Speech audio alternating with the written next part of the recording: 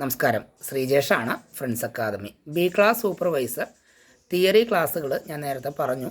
നമ്മൾ മെയ് 2 മുതൽ തുടങ്ങുകയാണ്.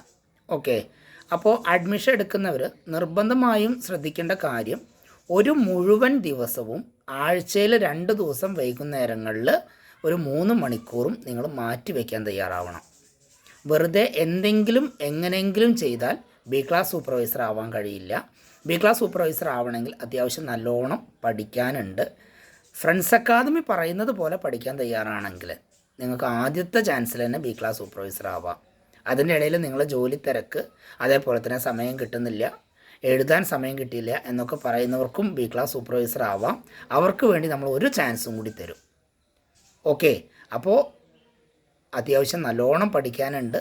അതുകൊണ്ടാണ് നമ്മൾ അഡ്വാൻസ് ആയിട്ട് അഡ്മിഷൻ എടുക്കുന്നത്.